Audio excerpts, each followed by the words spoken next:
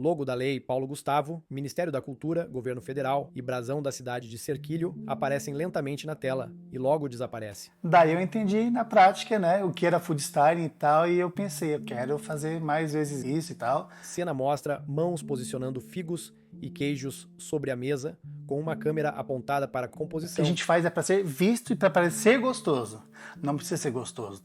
Tigela com cereais caindo em desfoque, sabor visual.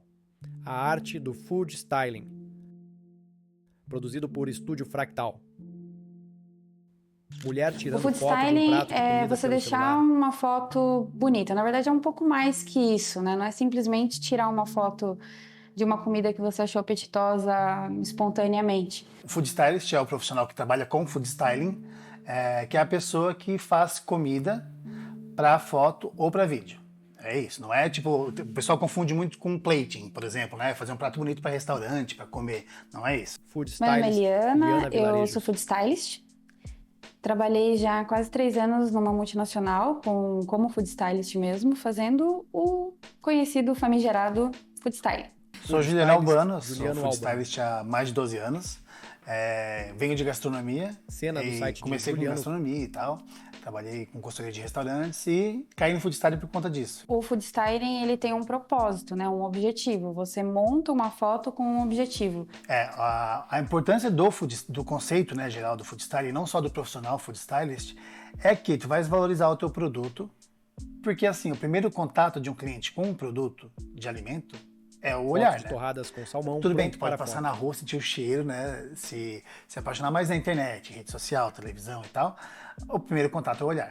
Se o meu bolo é feito com ovos da granja, eu quero que isso pareça realmente alguma coisa que me remeta à granja, o caipira, o artesanal. Se o meu café é um café mineiro, eu não vou colocar ele, por exemplo, com uma sobremesa francesa. Eu vou colocar ele, por exemplo, numa mesa com pão de queijo, com queijo goiabada, com uma xicarazinha que lembra mais uma cozinha de vó, né? Uma mesa que me remeta mais esse emocional. Por que teve esse Cenas de boom uma desse propaganda de assunto pizza. na pandemia? Porque todo mundo começou a pedir comida por delivery. Então, vários fotógrafos, por exemplo, que trabalhavam com eventos, Foto de que Juliano trabalhavam no set, com moda e tal, organizando um migraram milkshake. para fotografia de alimentos por isso, porque eles tinham trabalho ali. Porque evento ninguém mais tinha nada, né?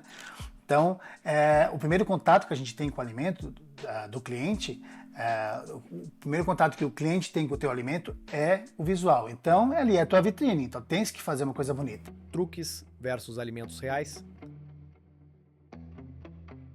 O food stylist ele trabalha a comida, às vezes comida básica, só sendo trabalhada do jeito Foto de um certo, ou pincel às vezes sendo com um usado em monte de sanduíche. truque, com cola, Foto com que materiais, a gente realmente tesoura, usa, esse estilete, tipo de coisa. pinça, faca, e papel. a gente trabalha ele pensado para a cena. Mas muitas vezes a gente usa Salada sendo realmente o borrifada. alimento como ele tá ali.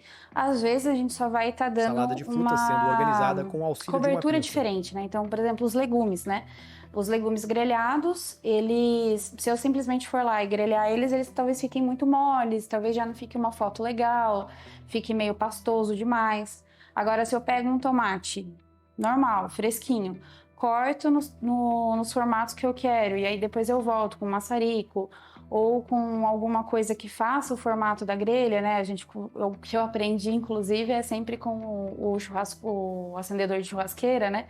Que ele já tem um formato, você consegue Bife fazer o sendo formato marcado com certinho, grelha mas pode quente. ser um ferro quente, qualquer coisa que você consiga fazer aquele formato. Tanto que a gente não usa sal, não usa nada, porque isso influencia na estrutura do alimento. Se eu botar sal num hambúrguer, ele vai desidratar mais do que um hambúrguer sem sal.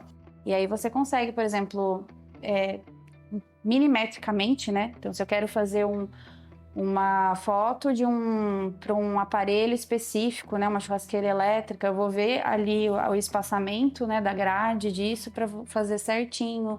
Ou se for uma coisa espontânea, eu posso fazer aleatoriamente, montar uma mesa com esses legumes, por exemplo, um churrasco. E assim vai. Então ele sempre vai ter um propósito. Essa é a diferença do food styling e de uma foto bonita, simplesmente tirada espontaneamente. E é Frango aquela cru coisa, a gente tem que colocado em tomar bandeja, certos cuidados, porque pincelado não pode e montado parecer com falso aspecto de também. assado. É aí que tá a ideia, né, é falso, mas não é falso. Eu quero que pareça de verdade. Para parecer borrifa que é spray em gelado, copo a e gente vai mostra o passar ali, aspecto por de exemplo, um gelado. desodorante, um spray.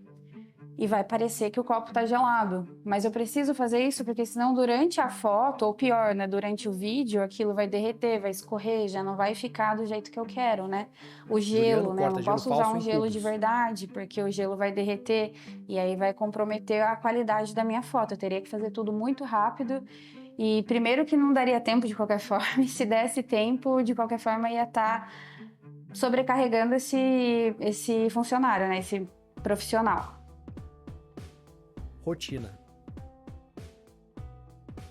O Food Stylist, um padrão, né, de desenvolvimento de um trabalho, a gente sempre entra em contato ou com produtoras, quer dizer, as produtoras entram em contato com a gente, né, ou os fotógrafos ou as agências, e às vezes o cliente direto, a marca direto, entra em contato com a gente e a gente vai entender qual é a situação, que proposta, qual que é a dor, qual que é a história que vai ser contada e tal. A gente entra em contato com a parte de arte do trabalho e daí a gente vai fazer o plano, né? Vai fazer isso, aquilo, outro.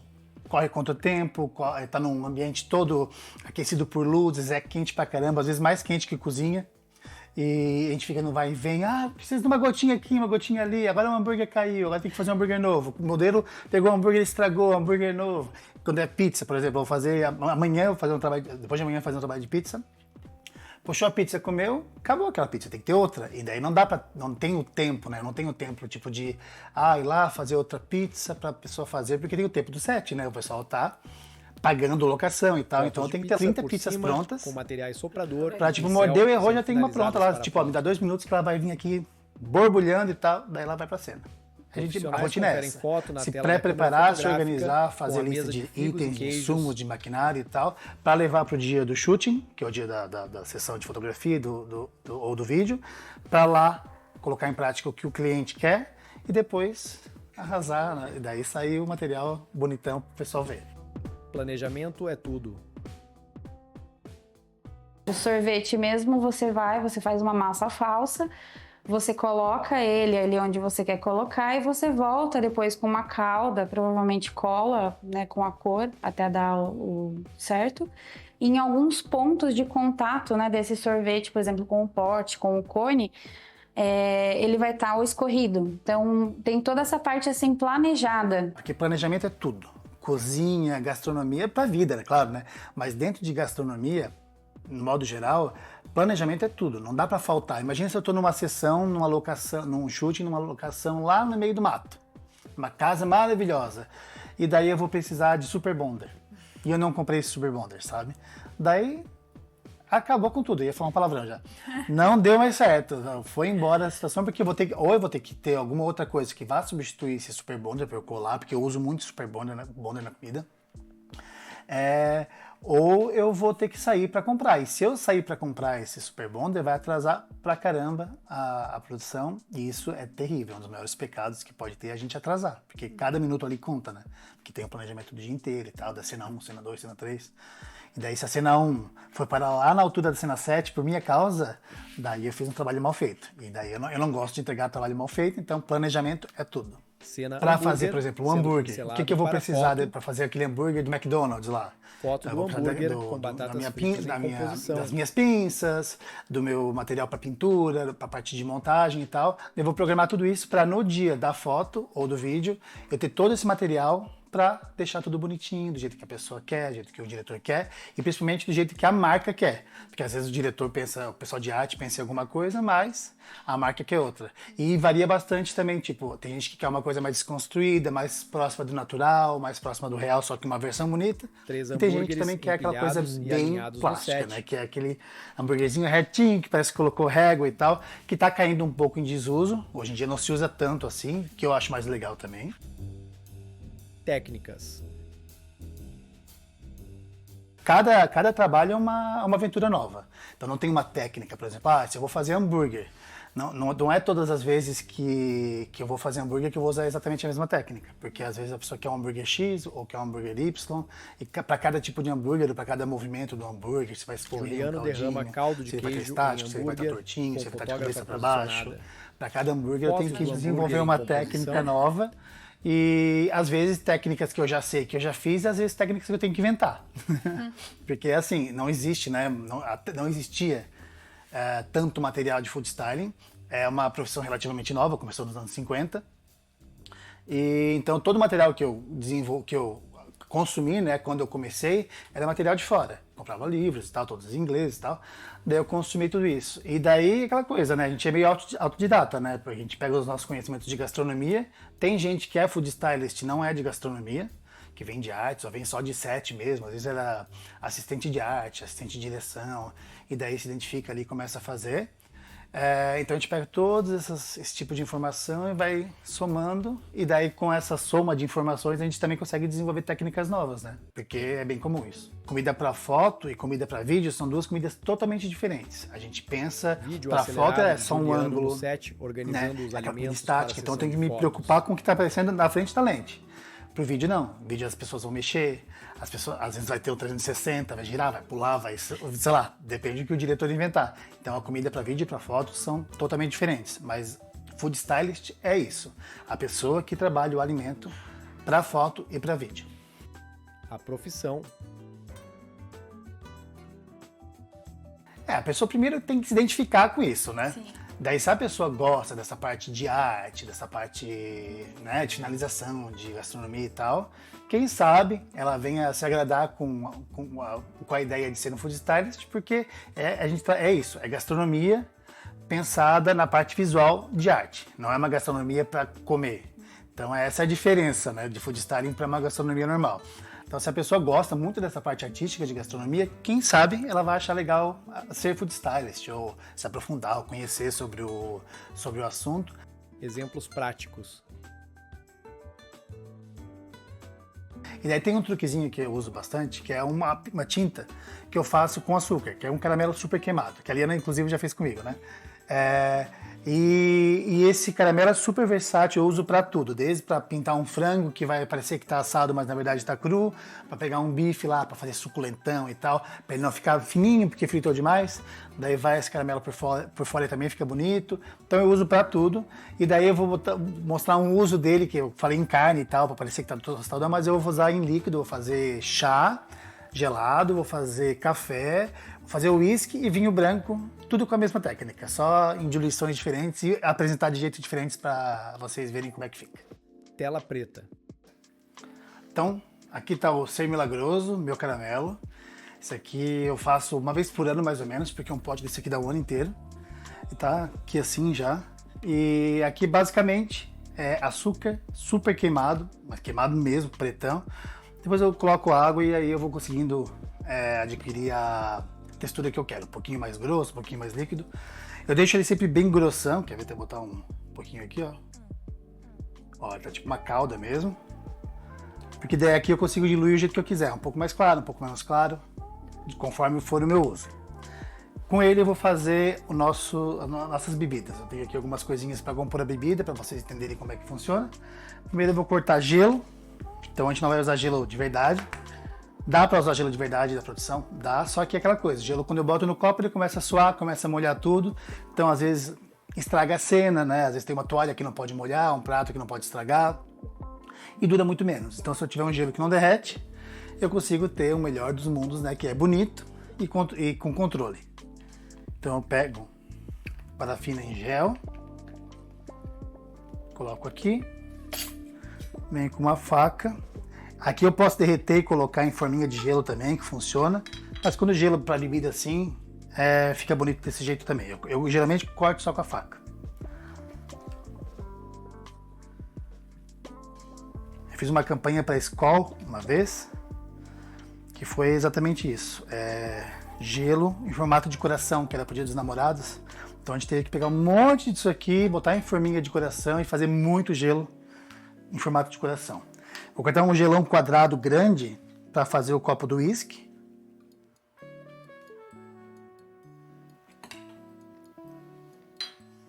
Tirar aqui o excesso. Esse aqui eu já vou usar para pequeno depois. Esse também. Esse também. E aqui eu vou fazer o gelo grande.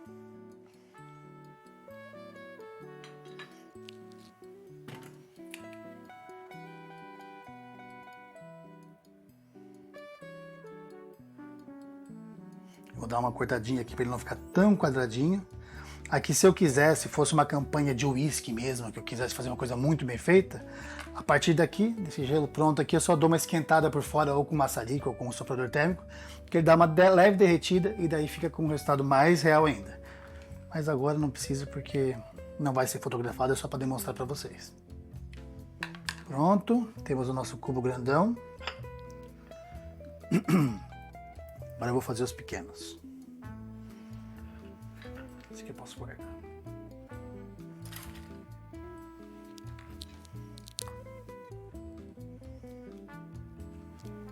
E daí, para ficar ainda mais real, esses que são um pouquinho maiores, eu quebro assim, ó, que daí ele fica com um aspecto de derretido também.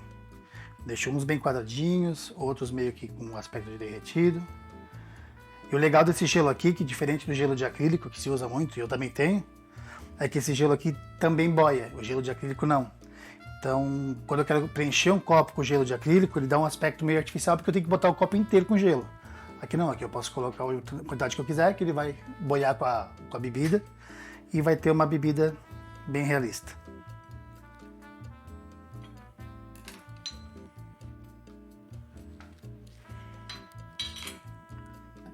Ó, daí aqui tá o gelo, né? Daí se eu pegar e já adicionar informação de água nele, ele já fica muito mais realista, né? Que daí dá aquela informação de que tá derretendo e tal. Daí eu faço assim, ó. Bem com a água aqui. Daí a gente já tem o gelo que fica com aquela camada mais opaca na frente. E com o derretimento do gelo. Porque aquela coisa, dentro do food styling, a imperfeição perfeita é muito importante. Porque tu deixa com uma característica mais natural. Se ficar muito, muito perfeito, vai ficar artificial. Né? Que não é parte da natureza. Então essas informações assim, um derretidinho, um quebradinho, um tortinho e tal, é muito bem-vindo. Quando eu estava na faculdade, tinha um professor meu que era o Heiko Geraboli, que é um alemão que dá aula aqui no Brasil. Ele é food stylist de algumas marcas lá do sul. E ele falou assim: Juliano, você devia ser food stylist e tal, porque você sabe desenvolver bem a parte da cozinha e tal. E aquilo ficou, né, na cabeça, mas nunca pensei, eu queria cozinha quente e tal. Daí nessa semana eu falei: gente, vamos fazer a foto semana que vem? Daí o fotógrafo falou: vamos, porque eu estudo um materialzinho lá que eu tenho pra ver, não tinha nada. Daí fui no Google, né? Food styling, tal, técnicas de deixar a comida mais bonita pra foto, lá. E daí vi um monte de coisa lá, um monte de coisa que é verdade, um monte de coisa que é besteira, que é lenda, que tem muita lenda, né? Coloquei tudo em prática naquele prato e deu uma baita diferença. Deu assim, foi uma grande... É bizarro, assim, a gente olhava a primeira foto, a segunda. Daí eu entendi na prática, né, o que era food styling e tal, e eu pensei, eu quero fazer mais vezes isso e tal. E esse fotógrafo começou a me chamar para fazer esses casos difíceis. Ele era de um restaurante que a comida não tinha jeito, ele falava: Juliano, vem me ajudar nessa? Vamos lá e tal. Daí eu comecei a fazer cada vez mais isso, cada vez eu fui gostando mais, e isso virou um diferencial da minha consultoria. Quando eu ia montar um restaurante, eu já oferecia o food styling. Sabe? Tipo, ó, eu vou fazer o teu cardápio, depois a gente vai fotografar esse cardápio para usar em rede social, outdoor, cardápio, onde tu quiser. E daí isso foi tomando conta, eu fui gostando cada vez mais, aí eu fiz a virada de chave. Eu quero ser food stylist, apenas isso. E daí, daí eu fui migrando aos poucos, porque quando eu vim para São Paulo, daí foi que eu botei lá no meu Instagram, no meu site, chefe Juliano Albano. Antes era consultor gastronômico e food stylist, agora é só food stylist e tal. E eu fui migrando aos poucos e hoje eu sou só food stylist. Legal. Ó, laranja. Juliano corta laranja em fatias.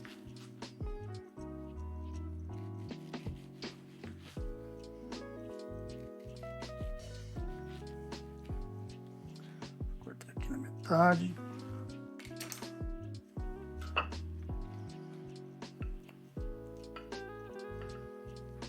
E agora é só fazer as diluições. Começar pelo chá gelado. Para o chá gelado, como a gente está trabalhando com um gelo artificial, a gente não vai ter aquele aspecto de gelado fora do copo. Então, se eu colocar aqui só o líquido e colocar o gelo, não vai dar aquela sensação de frescor, de gelado. Então, a gente tem que correr atrás disso também. Então, eu vou deixar o copo opaco. Dá para usar verniz opaco, dá pra usar um monte de coisa. Eu gosto de usar desodorante sem cheiro, porque senão aquele cheirão de desodorante no lugar não é legal. Então, desodorante sem perfume, deixei ele opaco. E agora eu venho com a minha misturinha de água com glicerina, que eu chamo de brilho do frescor eterno. brilho do frescor eterno. E daí eu borrifo aqui, porque a gente vai ter a evaporação da água, mas da glicerina não. Então eu tenho esse copinho aqui todo gotejado e tal, que vai dar essa sensação de gelado. Agora eu coloco água. Se eu fosse fazer vários copos de chá, eu já ia fazer a mistura num balde grande com a diluição certa e só ia preencher. Como eu vou mostrar só um para vocês, eu vou fazendo aos poucos, sujando aqui a colher.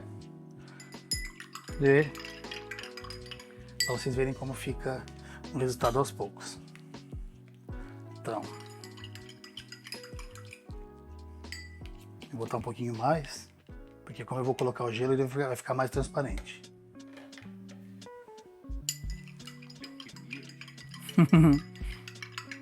Bom, aqui como eu já vou colocar o gelo, acho que já está quase, deixa um pouquinho mais escuro. Isso. Pronto. Daí eu venho com o nosso gelinho artificial, coloco uns 4 aqui.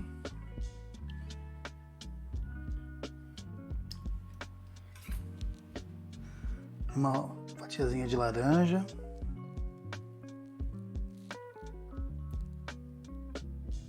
Aqui.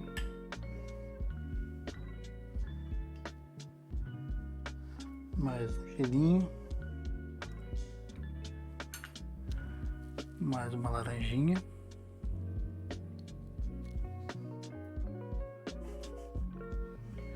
Aqui assim. Vou botar um pouquinho de água só para subir o líquido. Daí aqui no final eu pego uns gelinhos desse aqui e dou uma quebrada para ele ficar mais naturalzinho, sabe? Para não ficar só esses toletões. Porque, por exemplo, esse aqui, ó, tá grande demais para a parte superficial, então eu coloco um pouquinho menor, que vai ficar mais realista. Quebro um gelinho aqui para dar aquela sensação de gelo moído. E daí eu peguei uma folhinha de pitanga aqui, só para dar um verdinho.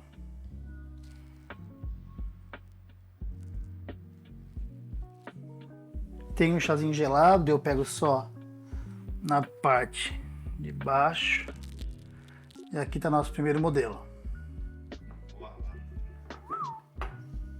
Aqui.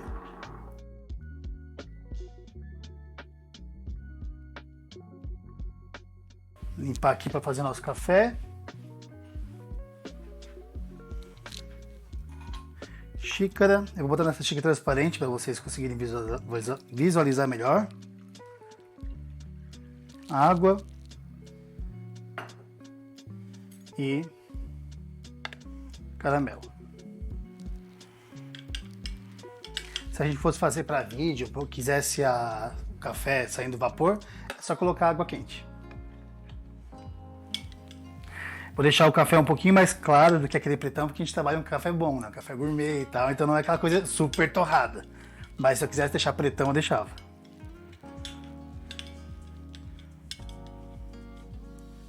Um pouquinho mais, só para não ficar tão clarinho. E daí o café bom é aquele café com uma espuminha, né? Então a gente tem que fazer espuminha. Pegar um pouquinho do caramelo, colocar aqui. Coloquei água para a espuma não ficar 100% branca, que daí ela não fica tão condizente com o café. Detergente e mini mixer.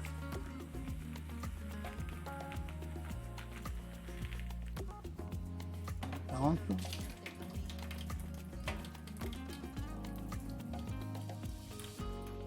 Pronto a espuminha.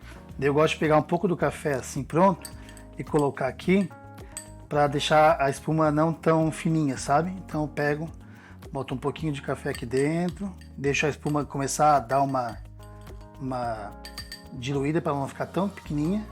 E daí eu venho e coloco aqui. Geralmente eu gosto de desenhar só na borda, para ficar com aquela meia lua de espuma. E aí a gente tem aquele cafezinho que saiu na hora, com a espuminha bonitinha. Só falta o vaporzinho ou na efeito especial da fotografia, ou se fosse, no caso, com água quente. Café. Vinho branco, que é o mais fácil. A gente vai pro vinho, que é água, vou fazer um vinho branco, água. Aqui uma taçona de vinho e um pouquinho de caramelo, só sujar a colher. Vinho bem, não um vinho muito jovem, bem dourado, né? Aquele vinho com reflexo verde e tal. Tem o vinhozão aqui.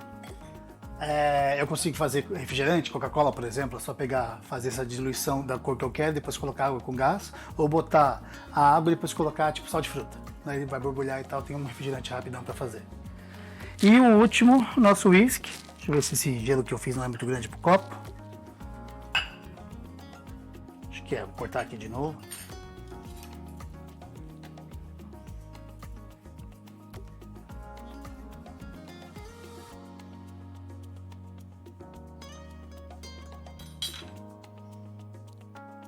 Aqui.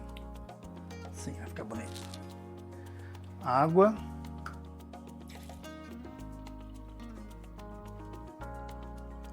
Acho que botei muito. Aqui. Água.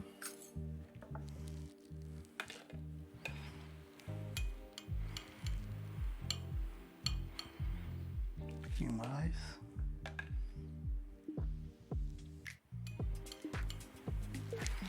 Whiskão, só para maiores de 18 anos.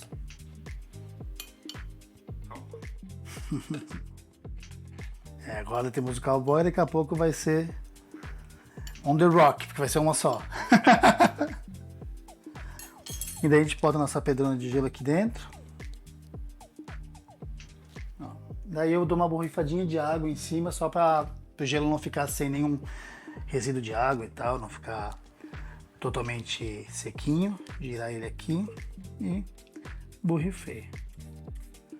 Então, temos nosso whisky com um cubão de gelo, nos jeitos para começar a festa, porque hoje é sexta-feira? Então sextou.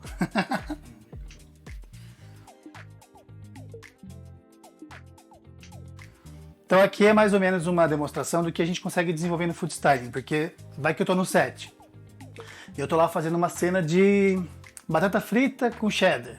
E alguém fala, vamos colocar uma Coca-Cola, e não tem Coca-Cola. Se eu tô no meio, como eu falei, no meio do mato, ou tô num estúdio que não tem refrigerante fácil para pegar e tal, porque é muito fácil pegar uma Coca-Cola ali, porque como é coadjuvante, né, como é uma coisa que não é importante, assim, vai só compor cena, podia pegar um refrigerante normal mesmo. Mas se não tem, eu tenho nos meus truques, eu consigo fazer várias coisas com um produto só, e dentro do food styling isso é importante.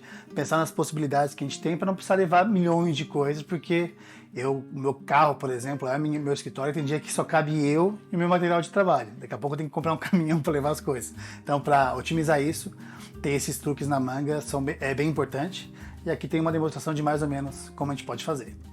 Se a pessoa quer ser food stylist e quer começar, quem sabe participar de alguma sessão de fotografia, procurar pessoas que são dessa área, tipo, procurar outro food stylist e falar, tô querendo aprender e tal, posso te acompanhar num shooting? Porque daí vai de assistente, de auxiliar, nem que a pessoa vá lá só para picar e tal, mas já tá dentro do rolê, já entende como é que funciona, porque assim, é tudo muito bonito, porque o resultado é bonito, mas é uma profissão super puxada. A gente trabalha às vezes em sets que a gente fica 18 horas trabalhando sem parar, de pé no calor, então não é glamour, igual gastronomia, né? Gastronomia, muita gente que acha, vai escrever chefe aqui e vai ficar mandando.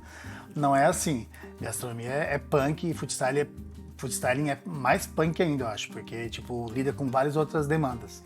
Então, é isso. Procurar profissionais que desenvolvam isso, conversar com eles e tentar aprender com eles. E também aprender, né? Procurar um livro bem escrito e procurar material na internet e tal, porque tem bastante material legal. Ser curioso, né? Ser curioso, aprender. E testar. Também não adianta também olhar lá e entender que, já sei. Não, testa, porque tem muita técnica também. Dentro do food styling tem muita lenda, que é aquela coisa, né? Tem um vídeo que irrita no Facebook, irritava uns anos atrás, que era aquela coisa, óleo de motor e não sei o que, um monte de técnica, né? Detergente para fazer a espuma da cerveja e tal. Dá para fazer? Dá para usar? Dá. Fica bom? Eu não acho, sabe? Eu acho que tem outras técnicas mais interessantes. Então, tipo, quando a pessoa aprende ou vê alguma técnica e quiser usar, testa antes, porque essa parte de teste e tal é muito importante para saber como que o alimento vai se comportar, quanto tempo que essa técnica vai durar, porque às vezes, ficou uma espuma linda, mas dura 2 segundos. Então ela dura menos que a espuma real da cerveja, sabe? Então não precisa usar essa, né? Sabe? Então tem coisas que são assim, funcionam, mas tem melhores. Tela preta, créditos começa a subir na tela. Direção e roteiro, Liana Vilarejos. Produção, Estúdio Fractal, montagem e finalização, Roberto Hiroito. Mixagem, Fernando Roma. Entrevistados, Juliano Albano e Liana Vilarejos, logo da Lei Paulo Gustavo, Ministério da Cultura, Governo Federal e brasão da cidade de Serquilho aparecem lentamente na tela e logo desaparece.